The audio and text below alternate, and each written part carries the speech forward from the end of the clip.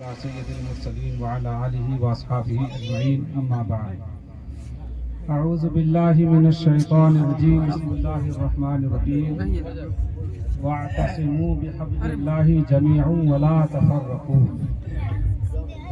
وقال تعالی هل جزاء الاحسان الا الاحسان سبحان اللہ.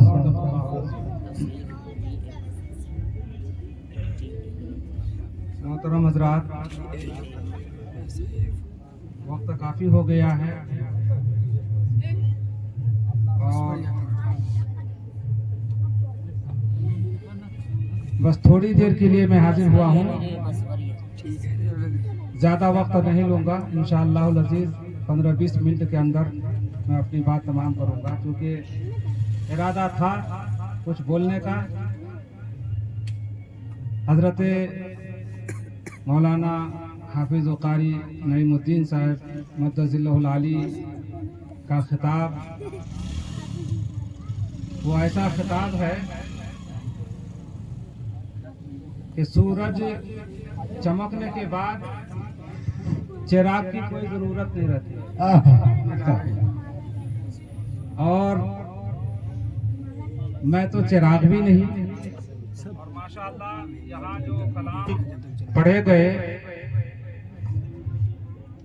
شاعروں نے، نعت خوانوں نے جو ایک سے ایک کلام پڑھا، خاص طور پر ہمارے مخلص جناب قیصر ویشالوی صاحب اور مولانا غلام جیلانی صاحب اور شمیل صاحب نے جو کلام پیش کیا ہے، آپ خود اس کو محسوس کرتے ہیں کہ کلام کیسا تھا. چونکہ حافظ صاحب قبلہ نے ایک بات فرمائی کہ راز کی بات جو شاید کہ آپ کو، بلکہ آپ کو معلوم نہیں تھی، وہ بات انہوں نے رکھی. تو اسی وقت مجھے ایک بات اور یاد آئی، سبحان اللہ، جو شاید حافظ صاحب نے بھی سنی ہو.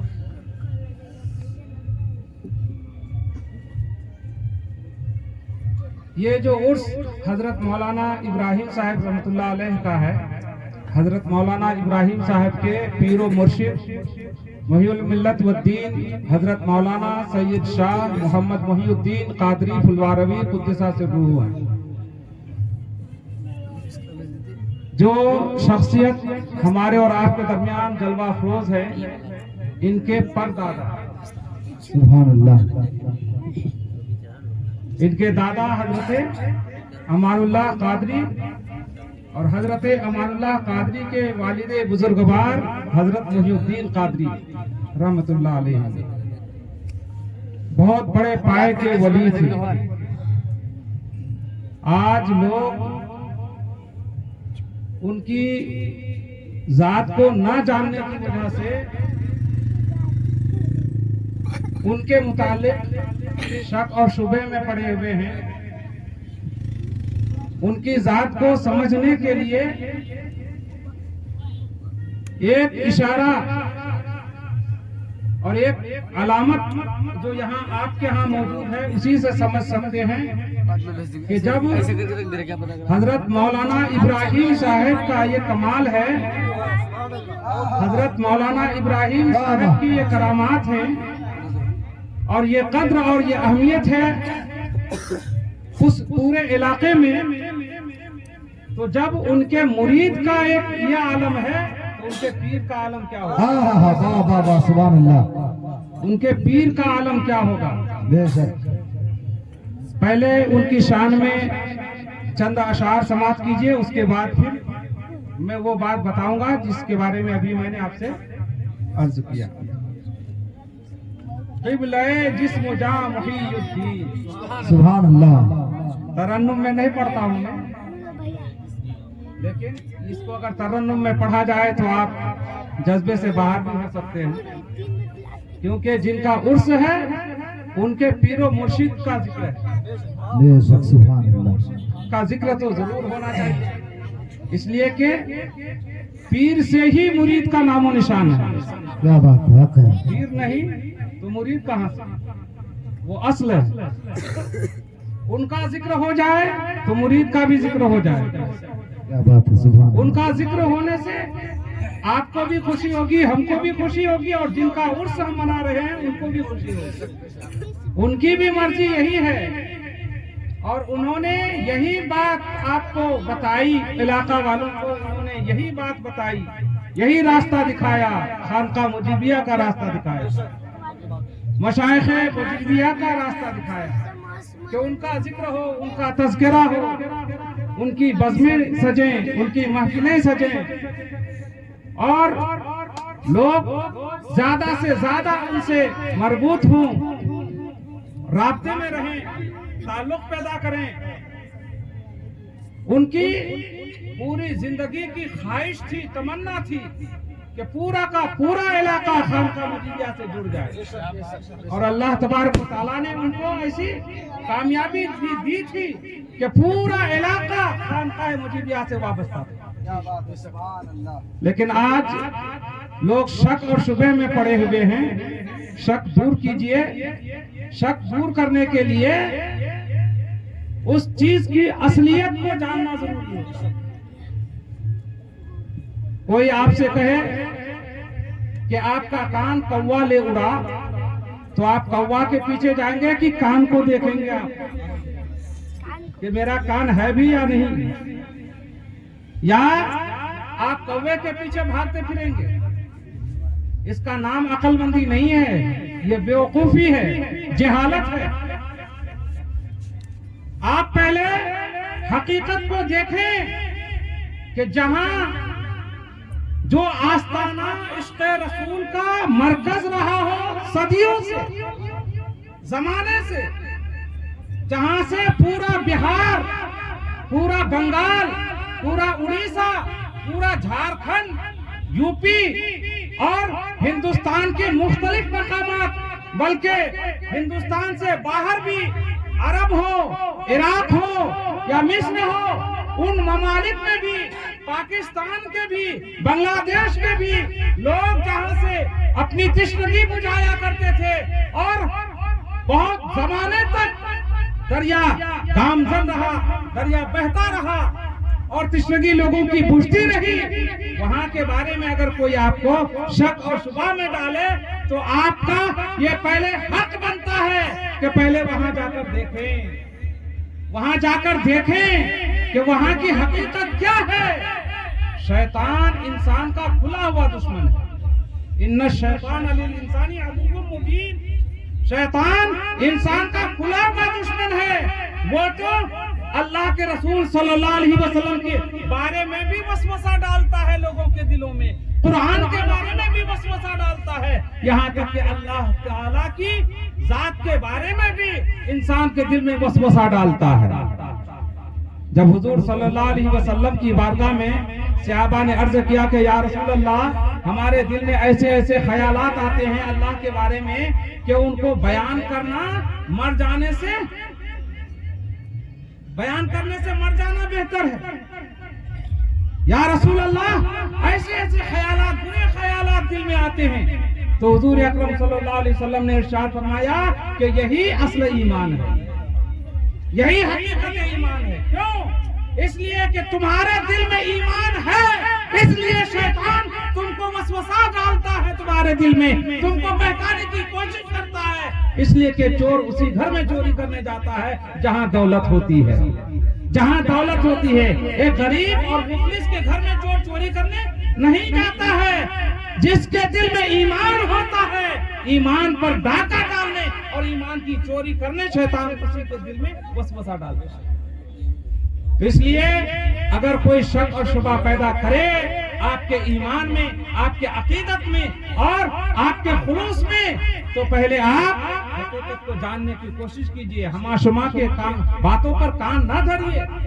حضرت محی الدین کی شان کیا ہے؟ قبلہ جسم جاں محی الدین، کعبہ عاشقاں محی الدین، کعبہ عاشقاں محی الدین. امت مصطفیٰ کے رہبر ہیں اور روح ربا محی الدین. اور روح روا محی الدین ہیں امام شریعت حقہ، ہیں امام شریعت حقہ، دین حق کا نشان محی الدین، دین حق کا نشان محی الدین، علم و عرفان و زہد و تقوی میں، علم و عرفان و زہد و تقوی میں رہبر کارواں محی الدین، رہبر کارواں محی الدین، خلوت و جلوت و ہما جا ہیں، خلوت و جلوت و ہما جا ہیں، زینت ہر مقام محی الدین، زینت ہر مقام محی الدین، دستگیر جہانو ہم غم خار، دستگیر جہانو ہم غم خار، حامی بے قسام محی الدین، حامی بے قسام محی الدین، بحر سجاد ہو تیرا دامن، بحر سجاد ہو تیرا دامن، حشر میں صاحبہ محی الدین، حشر میں صاحبہ محی الدین۔ درود پاک پڑھی، اللہم صلی علی سیدنا محمد النبی الامی وعلی آلہ واہل بیتہ واصحابہ وبارک وسلم وصلی وسلم علیہ وآلہ اجمعین۔ میں نے 15-20 منٹ کی بات کی ہے، یہی بات جو میں آپ کو بتانے جا رہا ہوں اسی میں میرا وقت پورا ہو جائے گا، وہ سنیے، سننے کی بات ہے۔ ایک مرتبہ خلوت شریف میں غلام حاضر تھا، بندہ حاضر تھا، خلوت شریف میں جو صاحب سجادہ مجیبیہ ہیں، اللہ تبارک و تعالیٰ نے ان کو وہ علم عطا فرمایا ہے کہ اس علم پر بڑے بڑے عالم رشک کرتے ہیں، ان کی کتابیں پڑھیے، ان کے مضامین پڑھیے، ان کے مقالات پڑھیے، ان کی تحریریں پڑھیے، کبھی کبھی اخبار میں بھی ان کی تحریر آتی ہے، المجیب میں ہمیشہ ان کی تحریریں شائع ہوتی ہیں اور ان کی کتابیں ہیں، بڑے بڑے عالم ان کے علم پر رشک کرتے ہیں، ایسا علم اللہ تبارک و تعالیٰ نے صاحب سجادہ مجیبیہ مدد ذلہ العالی کو عطا کیا ہے۔ ایک مرتبہ بات ہوئی زیارت کی، حضرت محی الملت والدین قدس سرہ کا مقام دیکھیے اور کتنے سچے عاشق تھے کہ خانقاہ مجیبیہ میں 12 ربیع الاول کو منہ مبارک رسول کی زیارت ہوتی ہے۔ ویسے تو چاند سے ہر مہینے کی 11 تاریخ کو زیارت ہوتی ہے، لیکن یہ زیارت مردوں کے لیے ہوتی ہے، اور 12 ربیع الاول کو جو زیارت ہوتی ہے 7 بجے سے لے کر کے 10 بجے تک عورتوں کے لیے زیارت ہوتی ہے، وہ بھی زنان خانے میں پردے کے ساتھ، اہتمام کے ساتھ، اور ظہر کے بعد باہر مردوں کے لیے زیارت ہوتی ہے۔ جہاں عورتوں کی زیارت ہوتی ہے وہاں کوئی مرد نہیں جاتا، اور جہاں مردوں کی زیارت ہوتی ہے وہاں کوئی عورت نہیں آتی ہے، یہ اہتمام ہے۔ تو عورتوں کو زیارت کرائی جاتی ہے، اور زیارت شریف کا اتنا ادب اور اتنا احترام ہے خانقاہ مجیبیہ میں کہ آپ کو اس کی مثال نہیں ملے گی، اگر ملے گی بھی تو بہت کم جگہ ایسا اہتمام ہوتا ہے زیارت کا۔ زیارت کیا ہے؟ حضور اکرم صلی اللہ علیہ وسلم کے زلف مبارک، منہ مبارک یعنی بال شریف کی زیارت ہوتی ہے، اور حضور صلی اللہ علیہ وسلم کے بال شریف تک کی اتنی تعظیم خانقاہ کے بزرگان بجا لاتے ہیں کہ جس وقت زیارت ہوتی ہے سراپا مؤدب ہو کر اور سج دھج کر بیٹھتے ہیں، سر جھکائے، منہ مبارک کی طرف پوری توجہ رہتی ہے، کسی طرف ادھر ادھر جھانک نہیں کرتے ہیں، نہایت اہتمام کے ساتھ زیارت ہوتی ہے، اور عین زیارت کے وقت زیارت کے اوپر کوئی نہیں جاتا ہے۔ اتفاق سے اس دن زیارت ہو رہی تھی نیچے، اور ایک عورت نہ جانے کیسے اوپر پہنچ گئی۔ جب اوپر پہنچی تو حضرت محی الدین قادری اس وقت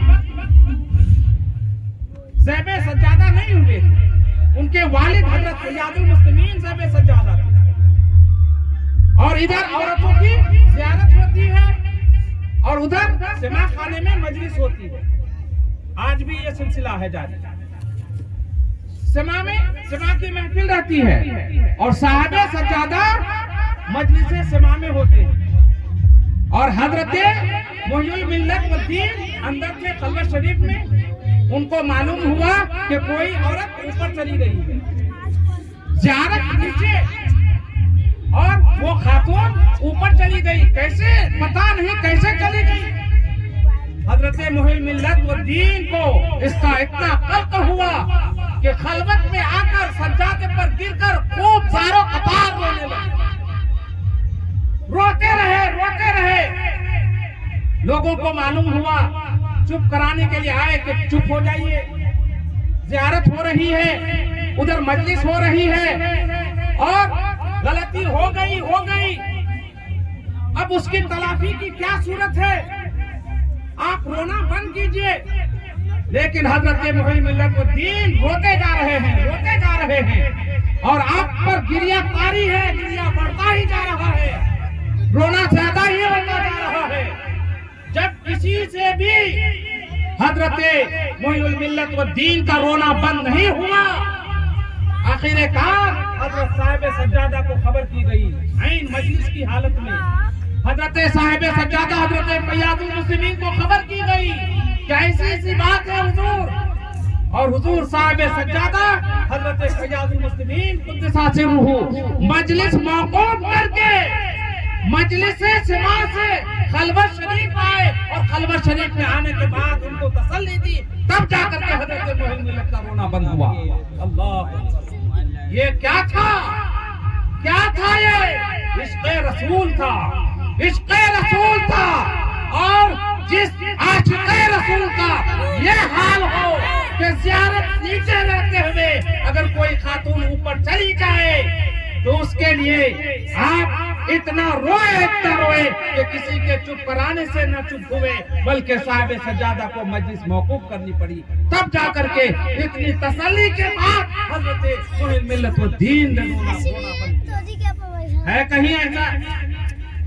عشق رسول کے دعوے تو بہت ہو رہے ہیں، لیکن ایسا سچا عشق کہاں ہے؟ دعوے داروں کے ہاں دکھائے اگر ہے۔ اور حضرت محی الملت والدین کے مرید خاص تھے مولانا ابراہیم صاحب، حافظ زاہد صاحب، مولانا منظور صاحب، اور جیسے مجھے معلوم ہوا ڈاکٹر صاحب کے ذریعے کہ اس پورے علاقے میں سیتامڑھی ہی نہیں بلکہ نیپال کے بارڈر تک یہ جو کچھ بھی آج نظر آ رہا ہے اسلام کی شکل میں، اہل سنت کی شکل میں، یہ سب انہی حضرات کی محنتوں کا نتیجہ ہے، انہی حضرات کی محنتوں کا ثمرہ ہے۔ حضرت مولانا ابراہیم صاحب نے وہ محنت کی کہ ان کی محنت سے آپ کے ہاں اسلام کی شمع روشن ہوئی، اسلام کا گلشن تازہ ہوا، اور دور دور تک سنیت پھیلی ہے۔